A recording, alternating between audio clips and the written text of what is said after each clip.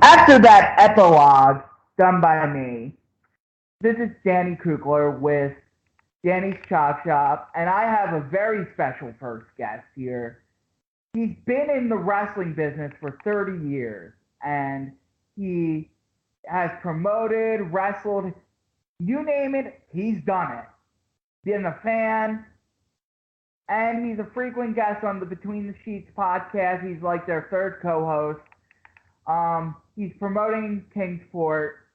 He's king of Kingsport. He is Beau James.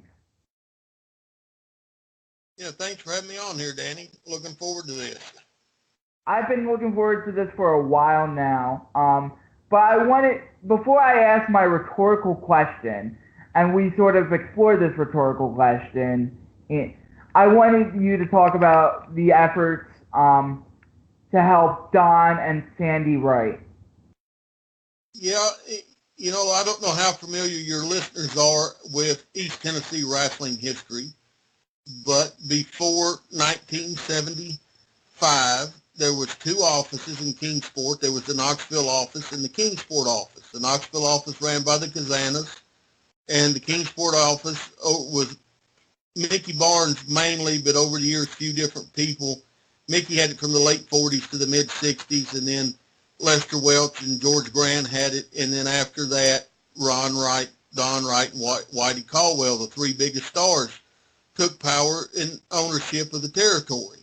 And, you can't go anywhere here in East Tennessee and talk about wrestling that Ron Wright, Don Wright, and Whitey Caldwell do not come up with older wrestling fans, because they set attendance records here that will never be broke, that have stood now for 50-plus years.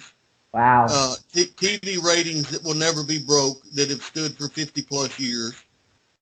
Whitey has been dead for 47 years. He was killed horribly in an auto accident. A drunk driver hit Whitey on his way home from a wrestling match in 1972, and 47 years later, wrestling fans still go put flowers on Whitey's grave.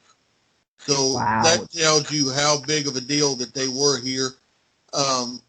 We lost Ron in 2015. Don Wright is the only one left of that trio, and he is a treasure to this part of the world and a treasure to our profession. And July the 4th, the house that Sandy owns, that her and the grandchildren they live in it there. Sandy was married to Buddy Fuller, Ron and Robert Fuller's father. She was his second wife, their stepmother, and after Buddy had died and after Don's first wife had died, Sandy and Donnie got married, and they raising 5 of the grandchildren because of another horrible incident, another tragedy in the family. And July 4th, lightning hit the house. It burned it to the ground. They lost everything they owned, the clothes, their appliances. There's nothing left of the building or anything that was in it other than a few charred boards and some blocks. So Saturday night, August 10th, at the Model City Event Center, 201 East Center Street, downtown Kingsport, next to WKPT's TV and radio station. That's where the Model City Event Center is at. We're going to have a big night of wrestling there, plus an auction. We've got a lot of old-time guys sending in stuff from their memorabilia, from their collectibles. We're going to auction a lot of stuff off there that night. So if you love wrestling, you love wrestling history, you want a chance to get your hands on something, there's the night, there's the place to be. And every dollar that comes through the door, every dollar at the auction goes to their family to help rebuild their lives. The kids start school that week. They got 5 kids from kindergarten to high school, and it's a work in progress to restart 7 lives that were changed in a matter of an hour. And a lot of people have already donated to the GoFundMe. A lot of people have already did donations here to local wrestling matches, and it sounds like a large number of over $10,000. But when you realize the insurance is not going to pay enough to rebuild the house that they lived in. So if it's not going to rebuild the house, it's not going to buy a blender, a microwave, a TV, a couch, children's clothes, children's shoes, a bed, or any of that stuff. So every dollar raised, they need it, and they need it now. Saturday night, August 10th, downtown Kingsport is the place to be. And if you live outside of the area, They have a great GoFundMe set up that a friend of theirs set up that you can make a donation for there. Just look for Sandra Wright House Fire. And David Fixen's band had a tiny URL, tinyurl.com/Don Wright GoFundMe, all one word, and a slash in there. So. Yep, there we go. So if you're outside the area and you can donate, if it's $5, if it's $100, whatever it is, we gladly appreciate it. Yeah, it's such a tragedy. Just like any house fire is a tragedy, and it's just unfortunate that what are the odds, and it happens to them. Yeah, and the odds of how it happened, lightning hit the power box on the side of the house and sent a power surge through the house. Their light fixtures and plug-ins exploded. So it wasn't like the fire started in one place and spread. It started everywhere and just burnt together. And thank God no one was hurt. Yeah, luckily they were gone. Blessing they were gone. They had went on the 4th of July swimming and camping trip. So we have that. But to transition into something a little more positive, even though the rallying efforts are positive around Don and Sandy Wright's fire, I sort of had this concept in my head, and I told Beau this, and Beau's going to give me a pretty entertaining answer to this, but we're exploring why Beau James loves pro wrestling. And this is the question that I'm going to ask every guest of Danny's Chop Shop. Why does so-and-so love pro wrestling? Well, here's what old-timers would tell you when I started. If you came to them and said, hey, I want to get into wrestling, they would say, why? It's fun. I want to make money. It's this, it's that. I want to make it my artwork, whatever. They would tell you, if you have an answer, then it's wrong. Because Really? the people that truly are drawn to it, the people that truly want to be a part of it, the people that will live in their car, that will go homeless, that will be shot at by wrestling fans, who will be in riots, who will give anything and everything to be a wrestler, cannot answer that question. And that is the bombshell of all bombshells. We call it in the business the sickness. Yes, and I believe I have that sickness, and I know damn well Beau has that sickness because you've been in the business for 30 years. You started promoting when you were 15 years old. 14. 14, so 31 years in this business. You have done it all. What has been like the lessons you have learned from pro wrestling? Well, easily the biggest one that you learn is everything is a work. Life is a work. Everything on television is a work. Every sporting event is a work. The smarter you get to the wrestling business, the smarter that you get to life in general. And I started so young, so early. My eyes were open to so much stuff at an early age that, I thought, man, this is nothing that we've ever been taught. And you see stuff. You learn to see how the magic is done. You learn to see how the con is ran. You learn to see who the flim flam is running the scam. You learn all about the gaga. And it just comes from being around people that are smart to life and smart to the world.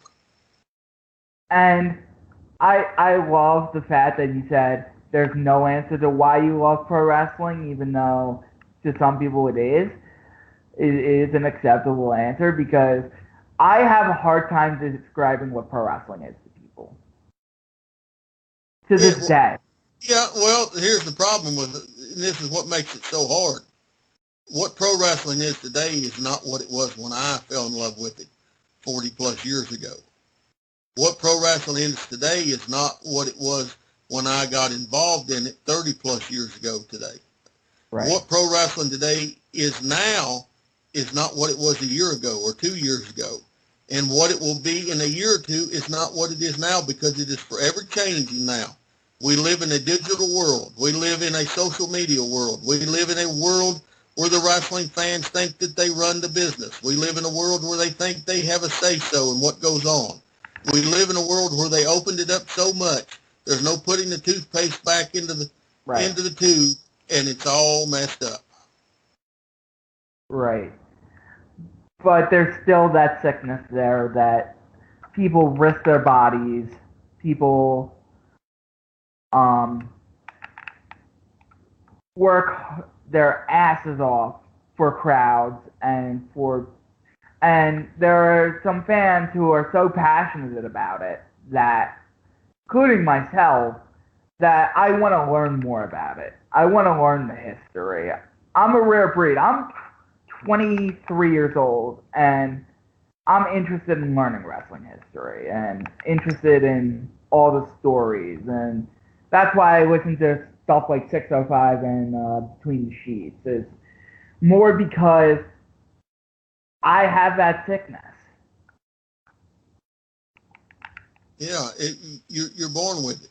You know, I'm the second of three generations of my family involved in pro wrestling. I have cousins that wrestle. I have a wife that wrestles. I have nephews that wrestle and referee. My mom and dad promoted towns. I had cousins of their generation that were wrestlers and referees. So I mean, it's my earliest memories of life are watching wrestling with my granny on Highland Street in Kingsport. And I mean, it's been a part of my daily life since birth, it feels like. And it has been also with my nephews and nieces. And you can't explain it to people from the outside. You surely can't explain it to a casual fan of why you would get in the car, drive 300 miles, bleed like a stuck pig, get in the car and drive back home 300 miles to get up in the morning and go 250 miles in the other direction and do it all over again. They'll never understand that. You know, Nah. you take an ordinary person, if they're going to go on just the road trip, last Wednesday and Thursday, I did 800 miles in 2 days. If they're going to go on that trip, they're going to go get their tires checked, they're going to get their oil changed, they're going to do this and that. I got up that morning, I drove there, I put the ring up, I tore the ring down, came back home, slept for 4 hours, got up and did it again. And, you know, no thought to it, because it's just what I've been doing since I was 14 years old. How did your family was predisposed into wrestling, and this is where you and I differ a little bit because my family never was into it. I switched the channel one of these days and you're mesmerized, and then you become sick.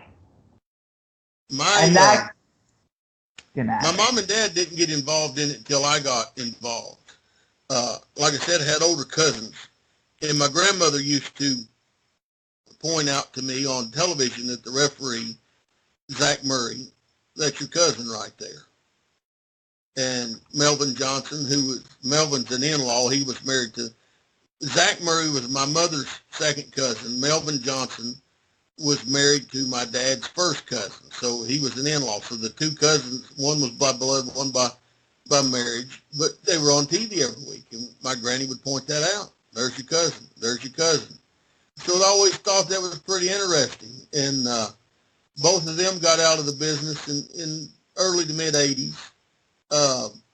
And, you know, they never smartened none of us up because they protected the business till their grave. And tomorrow, as we record this, tomorrow is the 31st anniversary of me meeting Johnny and Davey Rich and Scott Armstrong. Wow. I met those three guys right after a week after my 14th birthday. I just turned 45 last week. my mother was booking them because my mom was working for Walmart in promotions, and she was booking them in the grand openings and different things at the Walmarts, because Walmart was still a new thing in East Tennessee within a couple of years. So my mom had booked them at a Walmart. We went down there. I met them. Uh, they're being nice to me because my mother's booking them in places that they're selling a ton of pictures and T-shirts in and making a ton of money. So they're going to be nice to this kid. And a few weeks after I had met him, I'm in Knoxville hanging around, and Ron West, the general manager of Continental Wrestling, the territory that Ron Fuller started, comes walking through, and Davey Rich says, "Hey, Ronnie, give this kid a job. He loves our business, and he's always around." And Ron West never stopped walking. He's just walking. He turned, he looked at me, and he said, "I was about his age when I started." 2 days later, he called my mother and asked my mother if he could hire me to work the East Tennessee towns. Wow. And that's that. I started promoting towns, selling programs, putting the ring up, selling pictures, whatever they wanted me to do. That's how I started. 15 years old, I'm in a town in McFeeters Bend, Tennessee, just a small rural community in Hawkins County, Tennessee. And the referee has not shown up at bell time. And I'm sitting at the table selling tickets, and the guy promoting the town comes out and says, "Do you think you can referee?" And I looked at him and I said, maybe when I grow up one day or something, He said, "I mean, now. We'll pay you." That's how my in-ring career started. That's ridiculous, man. Like, I knew I loved this, and I wanted to seek it out, but I never knew how, because even with the internet and stuff like that, it's hard to get into the business. Yeah, but here's the problem now, too, going back to it ain't yesterday no more. Most of what is said on the internet involving the wrestling business, even by people in the business now, is not correct. True.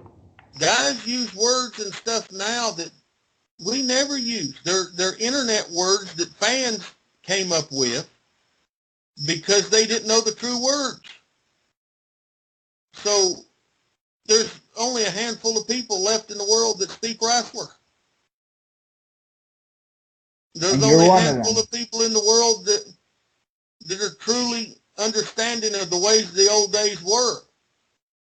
And sadly, these guys now, most of them, 90+% of them, don't care about the history of the business enough to learn it, to pass it along, and it's going to be dead. When my generation is gone, what we loved, what we fell in love with, what we were part of, it's gone forever.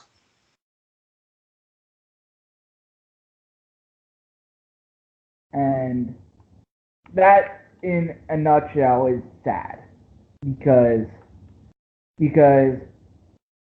there is something to be said about, we can see all the wrestling we want now, but the toothpaste is totally out of the tube. And yeah, I love wrestling, and I love history, and I love going back and learning about like different guys and different stuff. But there's not once this generation dies off, who am I going to ask? Right. That's why there's some of us writing books and doing the documentaries and trying to, because whoever lives longest will write history, and if it's left up to the WWE, it will be wrote wrong. If it's left up to the generation of guys now working the independents, it won't be wrote at all because they don't care. They think the business started in the Attitude Era. In the city that I was born in, Kingsport, I live outside the city, but I consider it my hometown. I live in a small community called Fall Branch outside of Kingsport here in East Tennessee. The newspapers go back 103 years. The very first newspaper that saved has an advertisement for a wrestling card in it. Wrestling has been here in my part of the world for well over 100 years. The city parks in Johnson City and Kingsport were paid for by money raised by the wrestling matches, because the city put the wrestling on every week and 20% of the door went to fund the Parks and Recreation Department. Same thing in Knoxville. Same thing in a lot of other towns throughout these mountains. And we're intertwined. We're a cultural part of this part of the Appalachians. Not just a sporting event, but just the culture itself. If you say Ron and Whitey, people know who you're talking about. You know, if you say the Club-Footed Inferno, they know who you're talking about. But when that generation of fan and wrestlers dead, like you said, it's gone forever.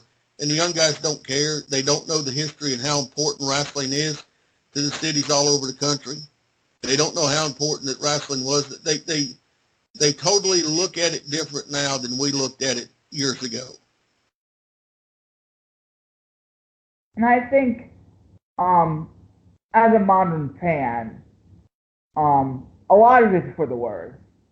But it's I like the outwardness of pro wrestling now because I get to talk to guys like Beau James. I get to hear a guy like Jim Cornette tell stories and stuff like that. I think that has gotten better, and I think, well, I think it's got 100% worse. I think it has totally got 100% worse. But the reason that guys like Jim Cornette and myself have finally came out and talk openly about the business, because if we don't, the history's going to be lost. There was wrestling fans here, a lady named Helen Hensley, who went to wrestling. She died in the late 90s. She had scrapbooks that were unbelievable of pictures, results, programs. I mean, piles of scrapbooks and stuff that she got at the wrestling matches and cut out of the newspapers. She was more of a historian than anybody in the wrestling business at that time. And I would love looking through the stuff she would bring to the wrestling matches. She kept the history alive, and she was not smart to the business. Right. But just like the generation of wrestlers that is dying out, the generation of fans are dying out. So we have to come out now and speak about this. I hate it. I hate that it's open. I hate that people openly talk about it. My grandmother lived to be 95 years old. My granny that I sat on her lap as a baby and watched wrestling. Never, not one time in my life did I ever tell her it was a work. Wow. Never. Never did I admit to my uncle that took me to the wrestling matches with my dad when I was a kid, it was a work.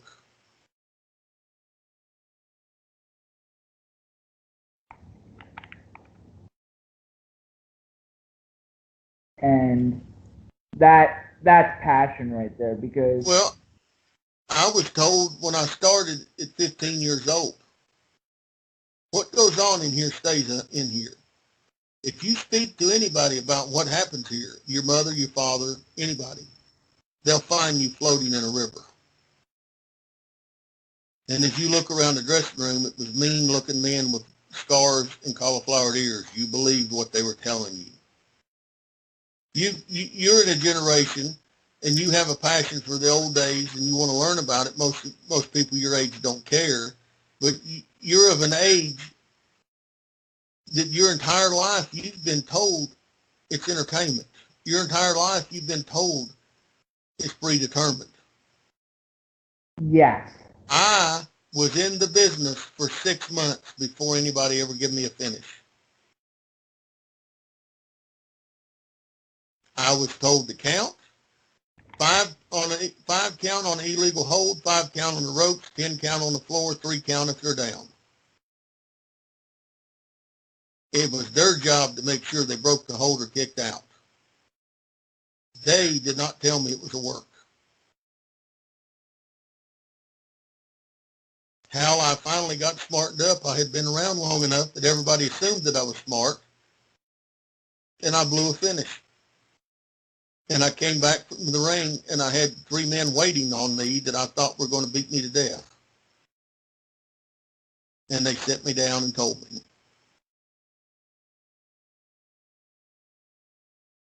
That's how protected the business was.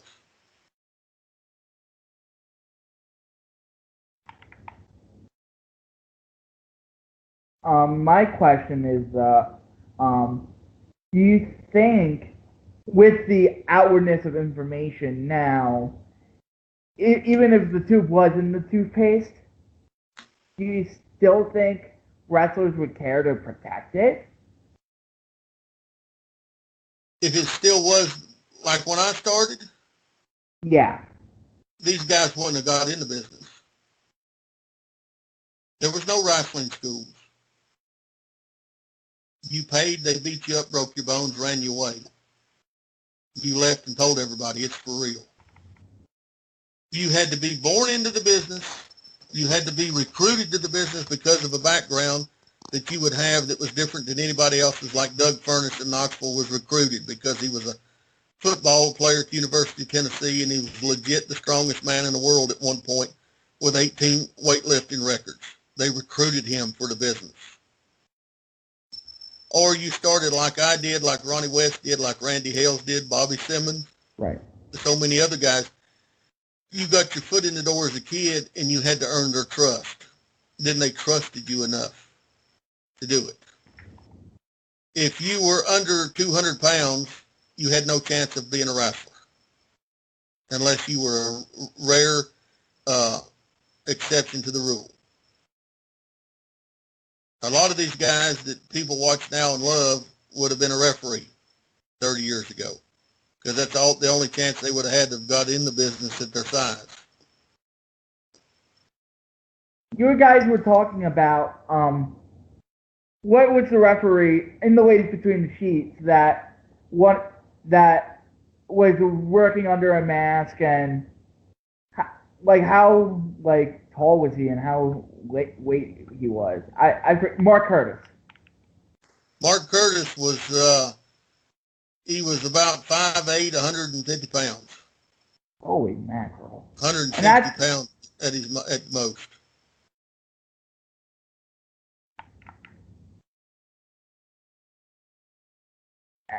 And I'm just shocked. I'm just like, I don't.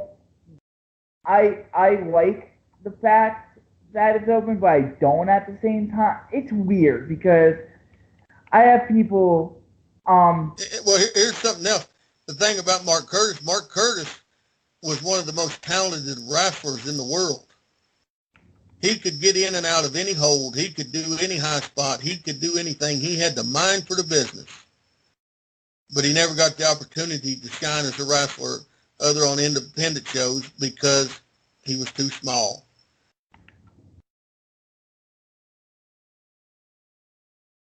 Today he would be some kind of champion, which he rightfully should have been because he was talented enough to be. But it's a different day and age.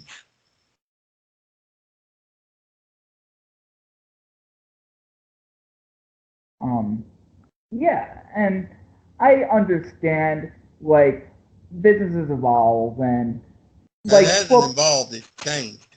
It's changed. And like when you first saw Vince McMahon, when did you first see Vince? Vince's brand of wrestling. When I was about 7 or 8 years old, I went to spend a week with my granddad who lived in up near the D.C. area, not far from D.C., Richmond area, and they got the WWWF on the station out of I think it was out of D.C. One of those areas up there in Virginia. Right. That was the first time that I saw it. What were your initial impressions of it? I hated it, and I was super fan. They said, "Here's the world champion," and it was Bob Backlund.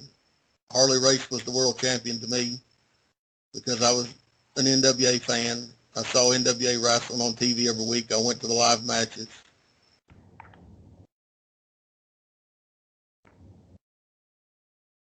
I didn't understand it was a different territory, different system. I have an appreciation for Bob Backlund now because of years of trading tapes and watching him.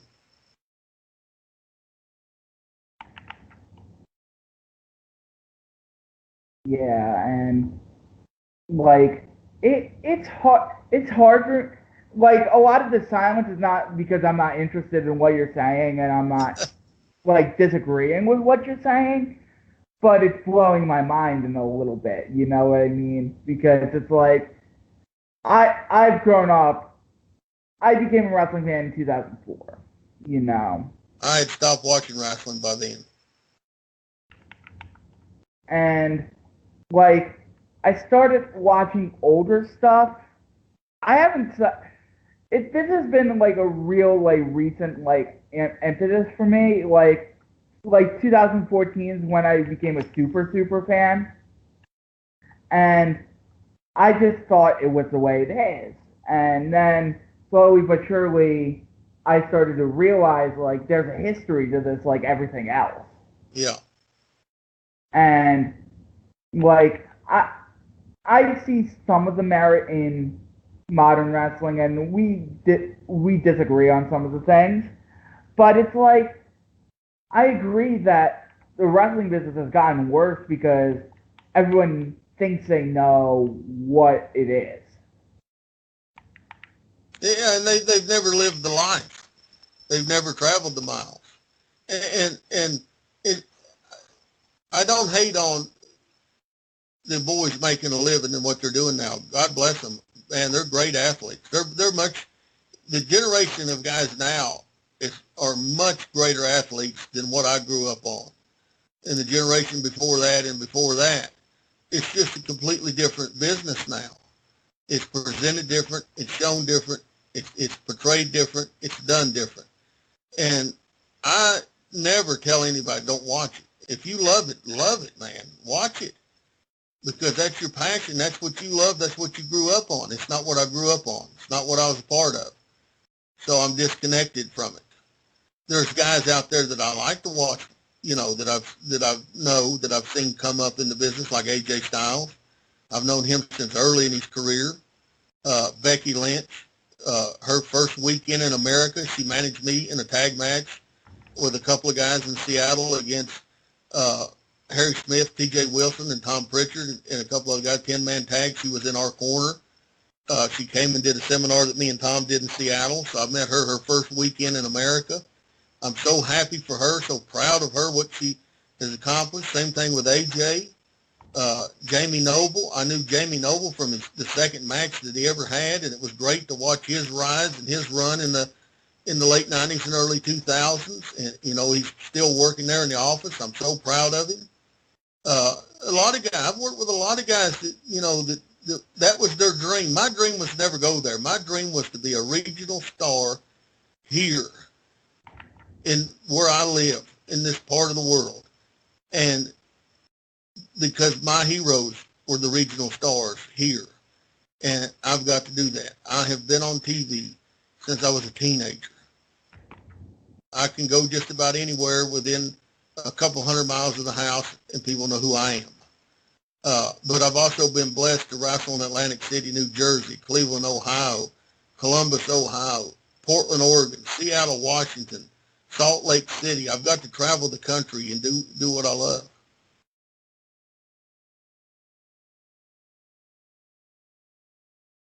Right, and that's what it comes down. What part of Pennsylvania are you from? I'm from Philadelphia. Okay. I'm right outside of Philadelphia. So what I do, I've gotten into like the production end of pro wrestling a little bit. Yeah. I studied video production. I'm a college dropout, but I studied video production in high school and in college, and I hooked up with the Monster Factory. Okay. Good place to learn. Yeah. And I've been to their camps and seminars, and Danny has been nothing but gracious to me. And like I enjoy being a small part of wrestling. I know I'm never going to be in a ring or doing or refereeing, but the small part I am a part of, I'm proud of. You know, the most important part of wrestling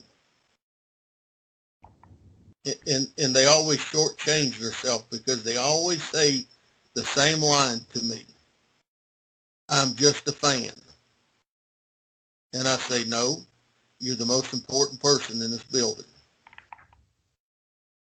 Because if there wasn't a fan base for what we do, we wouldn't get to do what we love. Amen. If there wasn't, my wife and I wrestled at a county fair in West Virginia. We stood in the ring after the matches last Thursday night for almost an hour taking pictures with people that stood in line in the heat to get their picture made with us. I made sure that we thanked each and every one of them. If we were taking pictures, Ricky Morton was beside the ring signing 8x10s, and we both had a long line, and Ricky doing the same, because if it wasn't for the fans, we wouldn't get to do this. And, How long have you known Ricky, by the way? I met Ricky in 1989.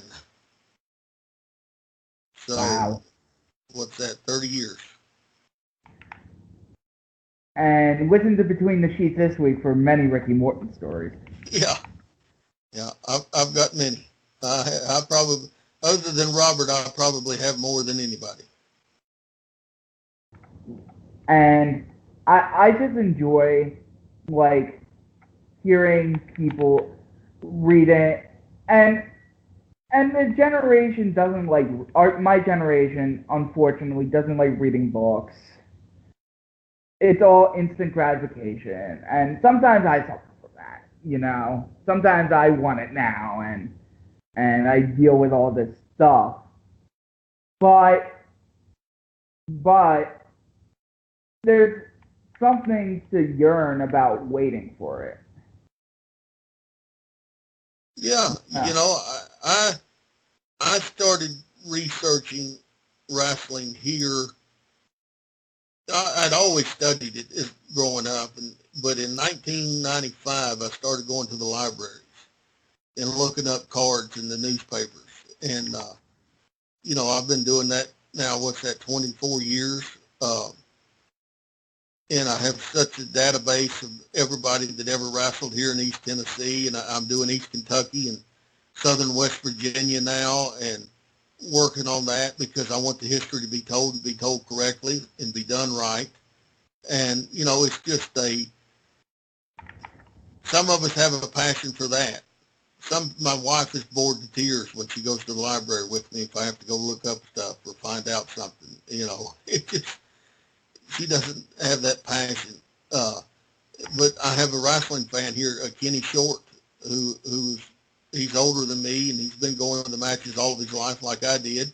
Kenny will go to the library with me sometimes. So Kenny will go on his own. And, Kenny has a passion for that. And if there's stuff that I don't know about here before my time, Kenny's the person I'll call up and say, hey, Kenny, tell me about this guy or about this event. Were you there? Were you ringside? And he has a great memory. So Kenny's a tremendous help to me to make sure the history's told right. And so is Ron and Don Wright. Ron's gone now, but Ron would sit and talk to me for lengths at a time to make sure we got the story correct and make sure that the right people got the right credit for everything that went on. It's, who knows, 30 years from now, somebody may be doing the same thing with, Impact Wrestling or Ring of Honor or WWE or whatever. But they will have such a easier time doing it because we live in a digital age. The video will still be around. The information on the internet will still be around. It will be a whole lot easier for them to do it. What have you thought? I like to ask older wrestling fans this, and fans who are fans of hidden gems. What are your thoughts on some of the stuff that has come out over the past few months with wrestling footage and stuff like that? Are you amazed? Oh no, but trading tapes. I've been trading tapes since the mid '80s. That's a long gone thing now. But I've got such a library of video. We've always said, the guys of us that traded, that there's stuff somewhere that we have no idea. People have stuff now that it's laying around in a box somewhere that they have no idea where it's at, and stuff is still being found. I knew that Atlanta stuff was around because my friend Bobby Simmons told me about when he worked for Barnett, they spent 2 or 3 weeks going through the tapes and the films and marking them and making sure they were saved. And then, so we knew they were saved. We knew they were still around. They're just now seeing the light of day. And I'm glad it is, because it's a chance for people to see what it was like. And some of those clips I've enjoyed. I enjoy watching some.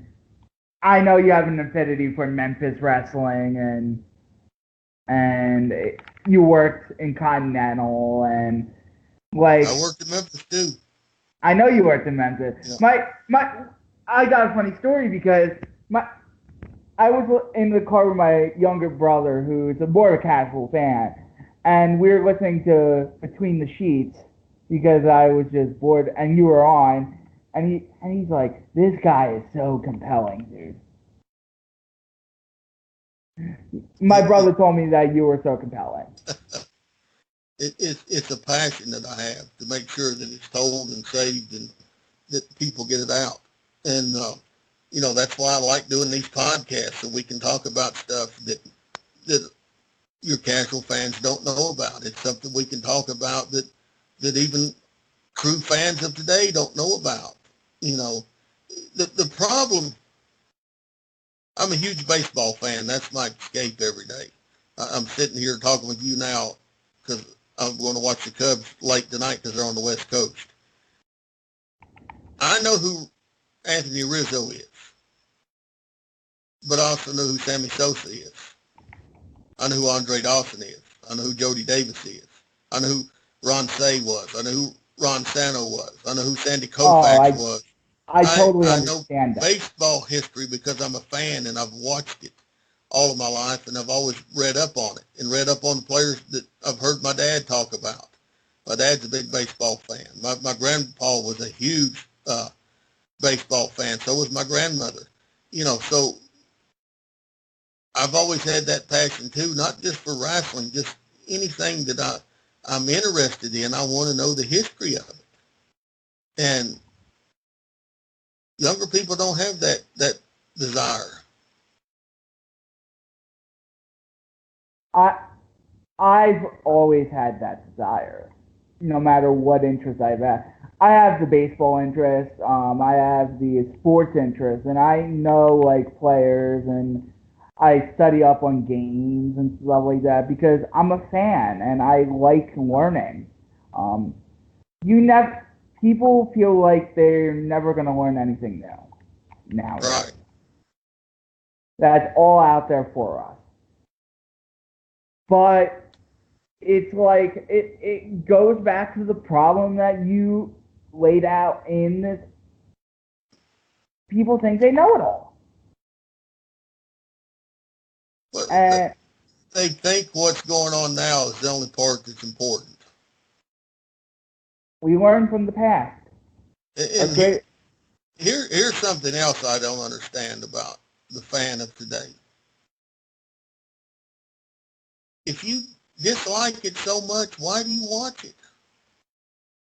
If all you're going to do is complain on social media, find something that makes you happy. Oh yeah, I agree with that. I don't get that. The people will spend money to travel to see it, buy tickets, buy the merchandise, and before they're home, they're on social media about how terrible it is. They'll make sure that they're home in time to watch it on TV. Then they'll sit there. As they sit and watch it, they complain about it. We live in I have an Amazon Fire Stick. I get TV channels from all over the world. There's something out there you can find that you like. Yes. I don't get that part of the fandom now. That blows my mind. It blows my mind too, but I'm less shocked by it because I've been exposed to it.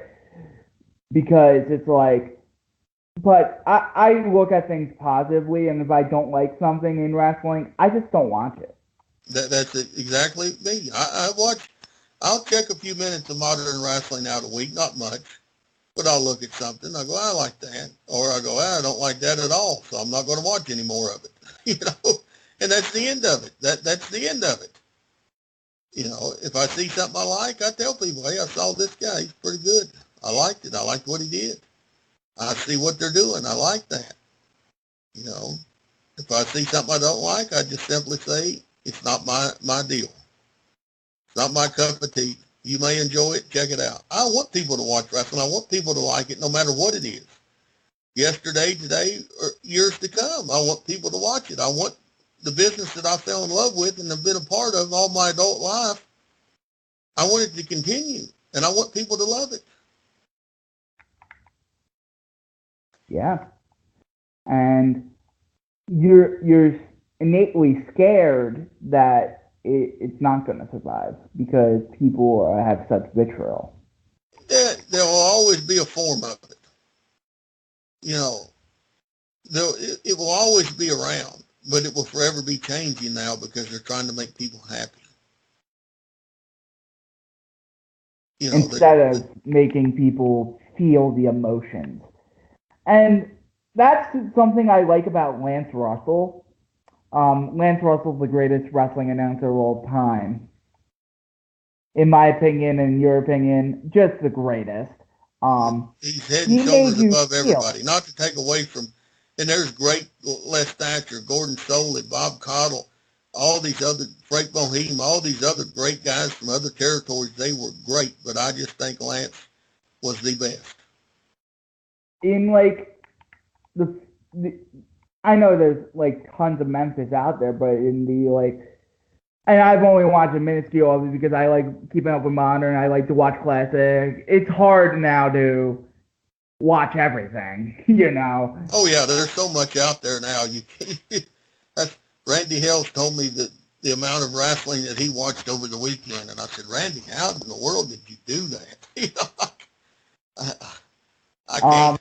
Sometimes I feel like, how did I do this? And I do a weekly show where I cover like the modern goings on, and some of the stuff I let my co-host cover because I don't like it, and I admit that I have a blind spot there because I'm predisposed to not liking it. And I just think Lance made you feel, and especially in that clip this week during this smoke, when I was listening to the Between the Sheets with you and Randy on, and just like that one over a minute and a half like cry for help by Lance. Yeah. Was some of the most compelling stuff I've ever heard in wrestling. Because it was presented as real. It was real. Because here is these outsiders beating up the hometown boys, and here's a man sitting there thinking, if they're put out, we're put out. If they lose their job, we lose our job. Somebody has to stop this. Somebody has to help us. Yeah, and it's just interesting to see like emotions that wrestling has invoked people over the years. Riots. Yeah, I've been in several. I was shot at by a guy. A guy shot at me 3 times. Holy mackerel! I've had what old year men. Was this? This was in the mid-90s in my hometown. Shot at me outside the building. One bullet went so close that it cut the hair on the side of my head. You're a lucky man, my friend. Yeah, I'm blessed. I've had old men come at me with pocket knives. I've had fans come at me with broom handles. I've had them pick up chairs and throw them and try to hit me with them as I leave the ring. I've had cups of pee thrown on me. I've had to wait in the building for an hour for the people in the parking lot to leave because they wanted to fight after it was over with. That's a raw emotion that is gone forever. Every now and again, we still can get it out of them in small mountain towns, but as a whole, that is gone. Yeah, a lot of it's gone.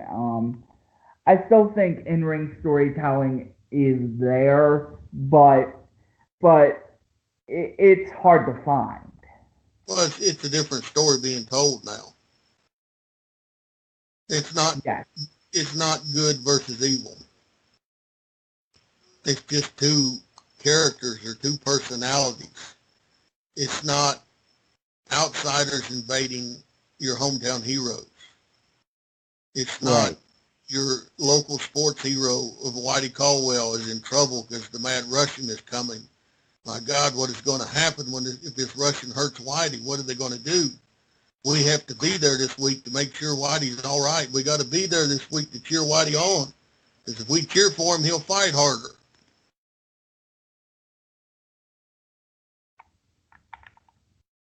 Yeah, and Tommy Rich has a chance at the world title. We have to go. If we yell and scream enough, and we'll fire him up, and he might have a chance of winning. if he doesn't win, we'll scream louder. Yeah, we'll be mad, and we'll come back next week because we know he'll get it done next week.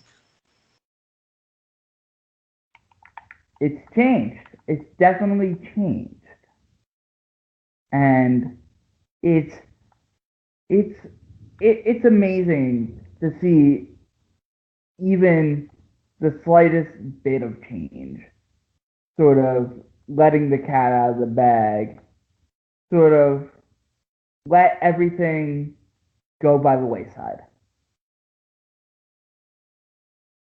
It's a whole new animal now. It's completely different. Yeah. Who are some of your favorite? Who are some of your favorite guys you share a ring with? Oh gosh, so many. I'm not name dropping. I'm just stating facts here. Jerry Lawler, Bill Dundee, Brian Christopher, Rock and Roll Express, Tracy Smothers, Jimmy Golden, Mongolian Stomper. Guys like that a lot of wrestling fans know about because they're legendary names. But then there's guys like Brian Logan and Ricky Harrison and, Crunch the Equalizer, guys that are from here in my part of the world that I worked with for years. There's just so many. I've been blessed to work with so many great guys and so many guys that I watched growing up, that I got to be in the ring with and learn from and travel with. Then so many guys that were like me, like Ricky Harrison, that we never imagined that as kids that we would be wrestling our heroes, And it's just, I've lived a blessed life to get to work with so many greats, and some that people know and some may not know about.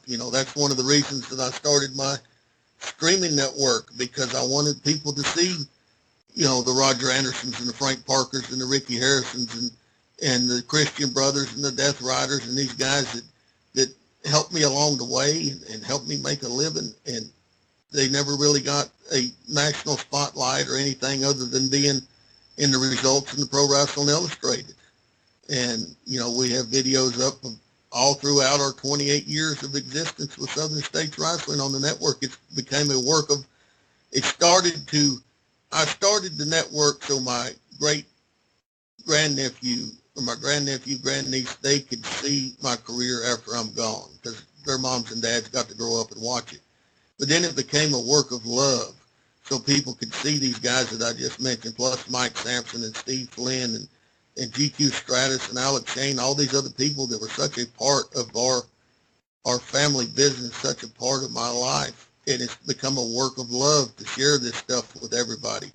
I just today put up a card from 1993, July of 93, when I was a referee. I was wrestling some, but I started wrestling in Knoxville and other areas before I started wrestling at home, because I wanted to have some matches. I didn't want to, be a failure my first night out, my first match in my hometown, so I would still ref here.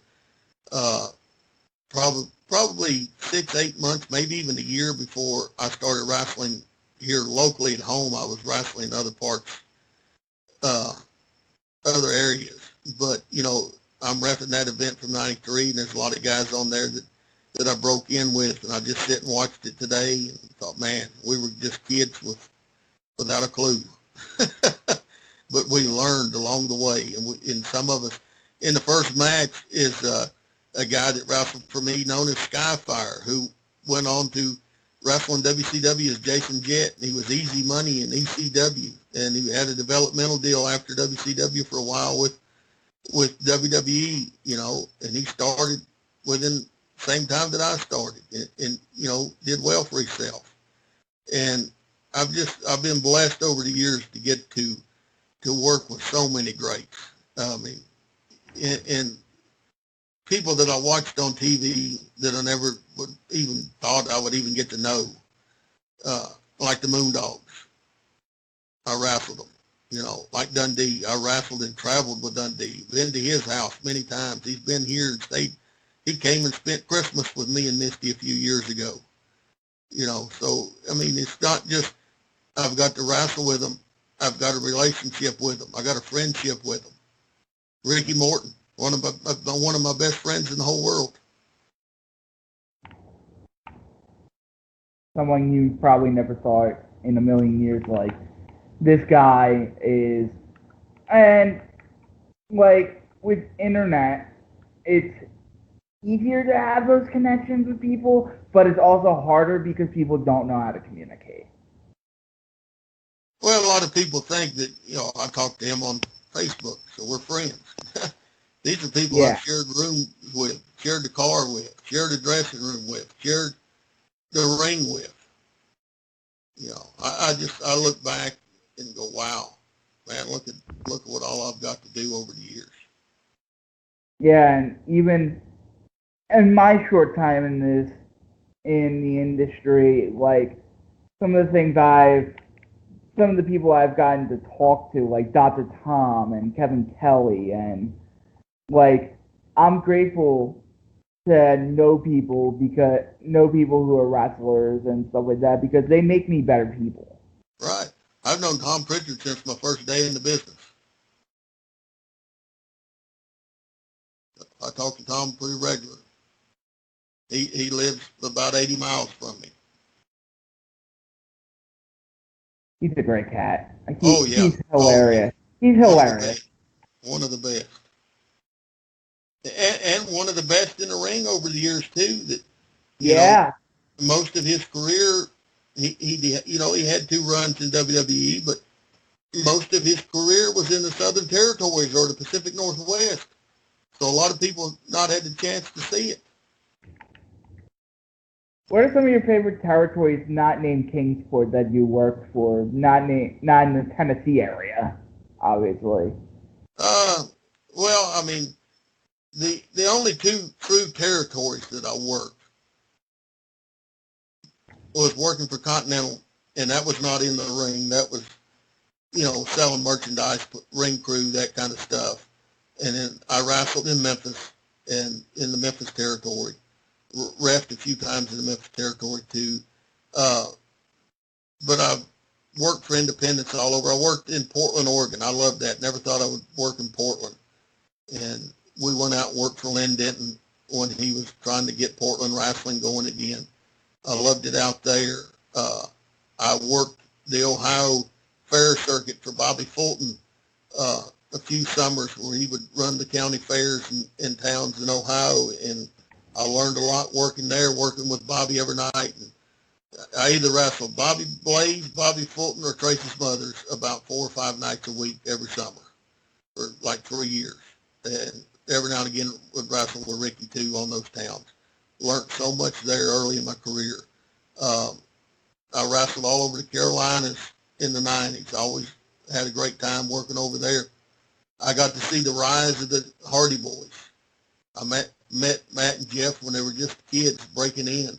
Got to see pretty much their full career of when they started and when they got their break and, till now.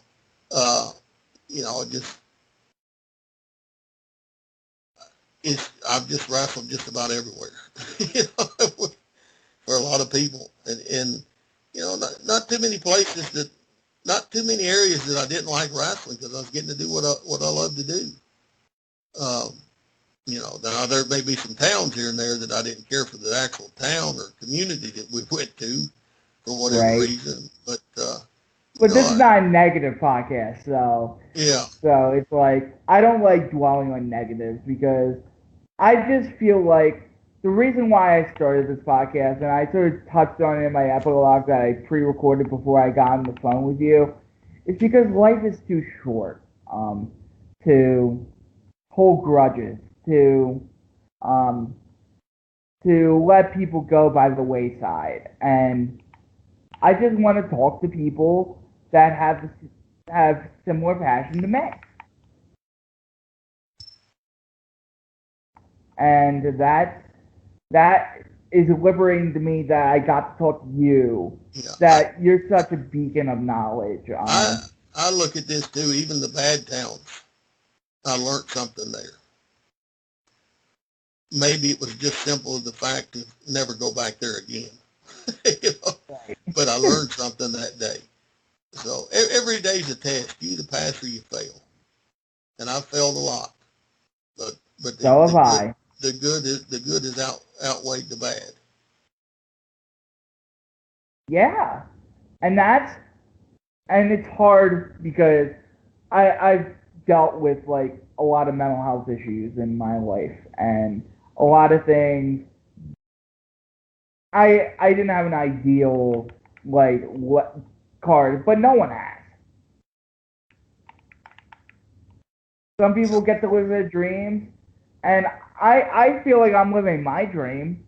Um, in a way, I get to do a radio show out of college that people accept me. Even though I'm trying my best to like live my best life, it's what wrestling has taught me is not not that everything is a work. You learn that pretty quickly Yeah. in wrestling. Yeah.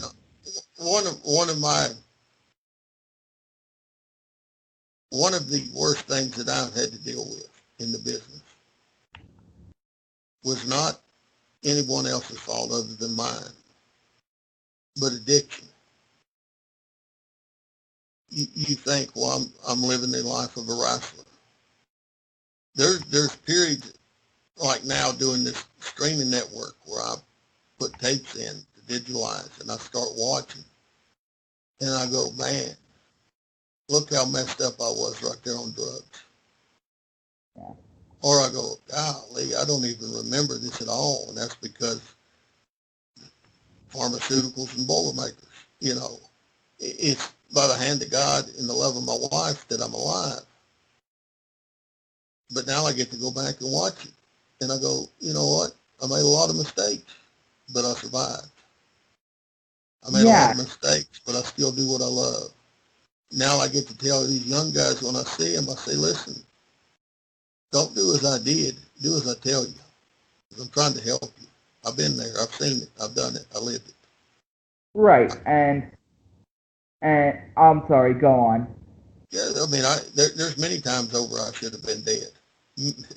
From getting shot at by a wrestling fan, 2 car wrecks on the road, uh, stuff that I did to myself. And I just had to get to the point where I said, okay, enough is enough. This has got to stop. And then it took a long time once it stopped to reverse what had been done. Yeah. And I'm trying to reverse what I've done in my past by not taking advantage of people, not like not like taking advantage of people, but like taking advantage of like you have all these resources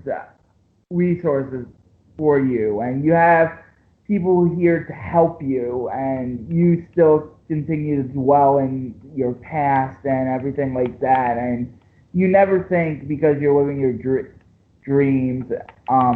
And this gets emotional for me because I, my grandmother um, is close. I don't want to really say it. It's close to dying soon. because of her cancer spreading, and I don't know what the future holds for her. I don't know how much time I have left with her, and it's hard to accept that we have a lot of two things in common. We are human and we are mortal. Yeah. Yep. I'm going through issues with my both of my parents because I've reached the age to now where they're elderly and they have health issues. And my dad was a Marine, highly decorated Marine, Vietnam. He's the only surviving member now of his unit. He can barely walk now. He has all kinds of health issues. And last night when I put the event I was talking about a few minutes ago from 1993, I saw my dad walking, standing up straight on that tape, and I thought, man, look at that. Time goes by. Yeah, it goes so quick. 31 years I've been making towns, and I've been on the road for 29 to 30 of those years. I mean, full time on the road. I spent my summers on the road. I finished high school because I knew there was no way my parents were going to let me quit school to be a wrestler. And I finished high school. But my senior year of high school, I was in the ring probably 4 nights a week, still going to school, summers all the time. Some of that stuff I remember like it was yesterday. Some of it I have no memories of, and some of it seems like it was a million years ago. And I watched that last night, and I realized how quick time has went by. And I cherish what I've got to do. I love what I've got to do. I've lived an unbelievably stupid, crazy, blessed life. I mean, I've been in magazines. Bill After put colored pictures of me in Pro Wrestling Illustrated. I've had write-ups in all the smaller magazines. I've been on TV in Portland, Oregon. I've been on TV in Memphis on that syndicated tape out of Memphis. I've been on TV all over the region that I live in. It's crazy, and everybody thinks I'm much older than I am because I started so young. And, I'm not done yet. I still got many years ahead of me, many miles ahead of me, if Lord willing.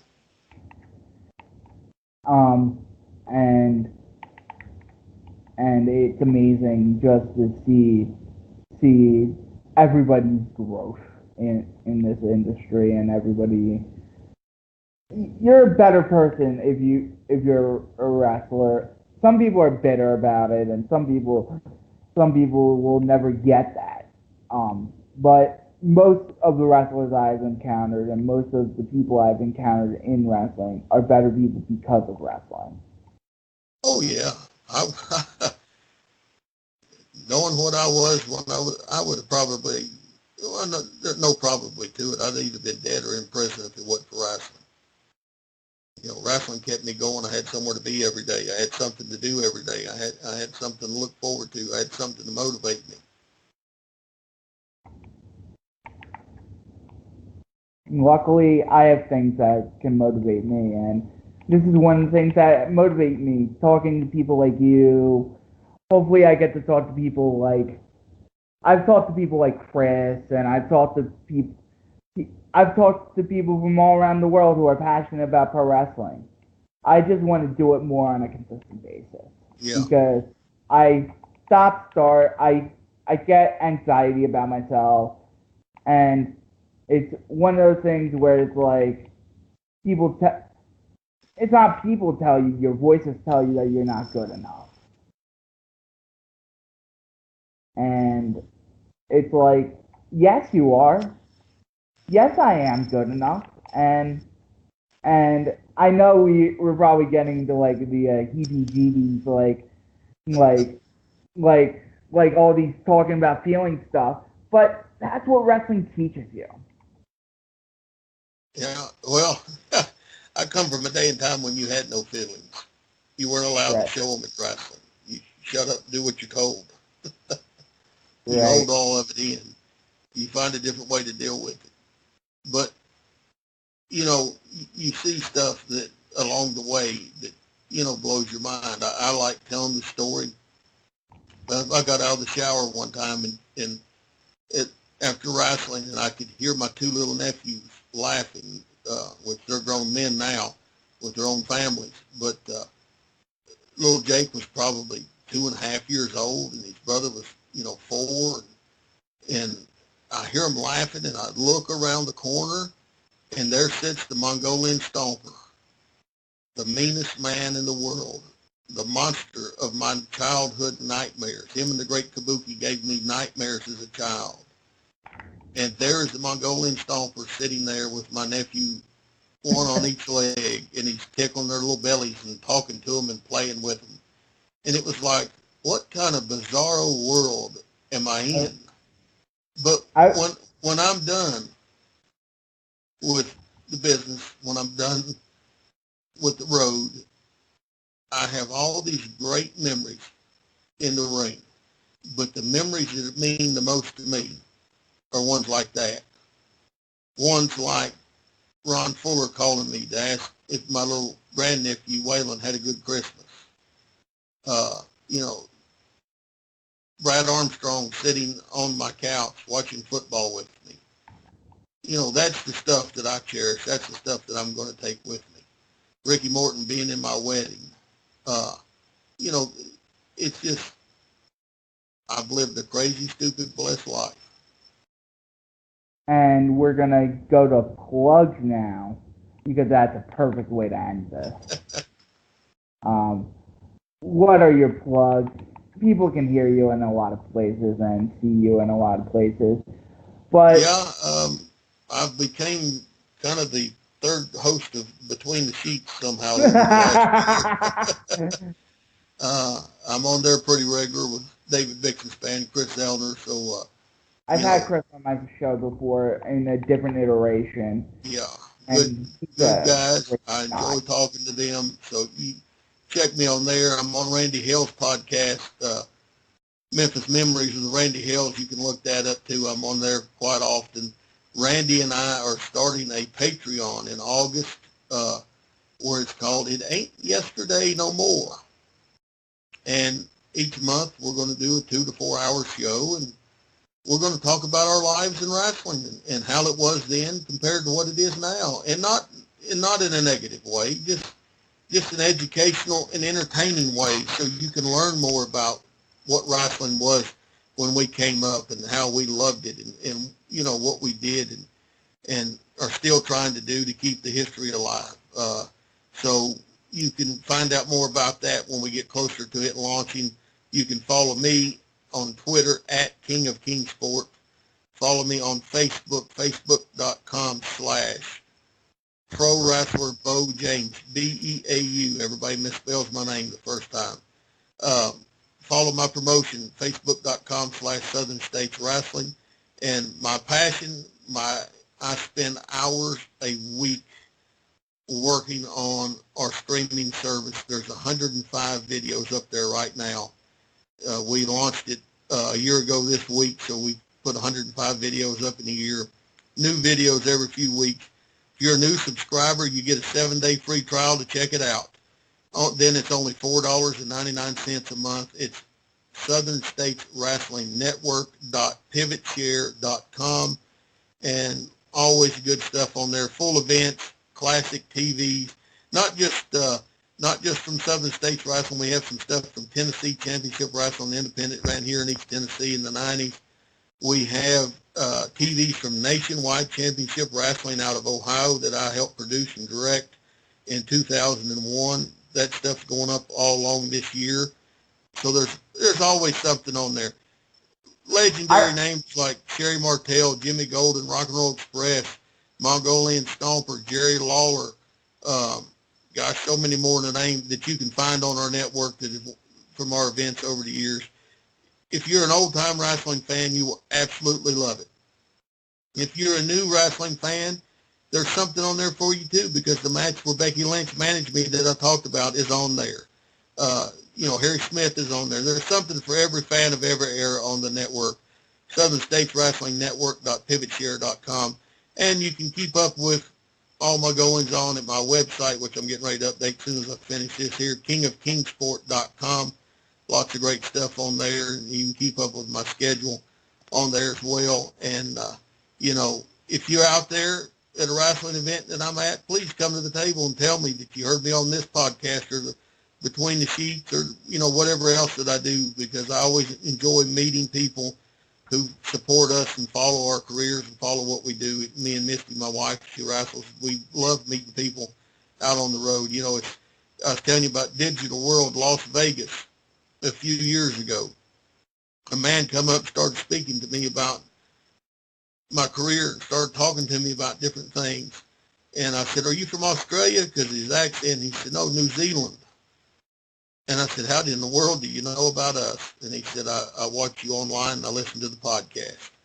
So, that's cool that we're able to reach out all across the world. I wrote 3 books, and I've got 2 more coming very soon. I wrote the first one, Do You Want to Be a Wrestler, Kid? That's my autobiography. How you can hear the full story, how I got started at 14, the ring 15, became the boss at 16, my ups and downs in my life and in my career. Then the second book was called It Takes All Kinds, The People, Places, and Events That Make Pro Wrestling. That is a collection of short stories of 25 years on the road, and then coming on Black Friday or somewhere right there in the holiday season will be the third book about my life. It's called It Ain't What It Used to Be, and Neither Am I. And that'll be another book full of stories of the last 30 years in the wrestling business that didn't make the first 2 books. Then the one that started my research, the one that started me writing books, and it took me the longest to finish out of the ones I've finished, is called Don't Miss This, The History of Pro Wrestling in Kingsport, Tennessee, 1960 through 69. Go week by week with the events, the newspaper articles, results that were available, everything that you need to know about the Ron Wright, Whitey Caldwell feud and how they became legends right here is all in that book, plus a 100-year history lesson on pro wrestling in East Tennessee is the first chapter of that book. And you can get them at kingofkingsport.com. I will gladly sign them for you. Misty will sign her pictures in them, and we'll send a DVD or 2 with them. Or you can buy them on Amazon or Amazon Kindle, and I appreciate it. And if you read them and love them, please give me a review on Amazon. Yes. And Beau, you have been a great guest. For Danny Kuchler and Beau James, thank you for listening.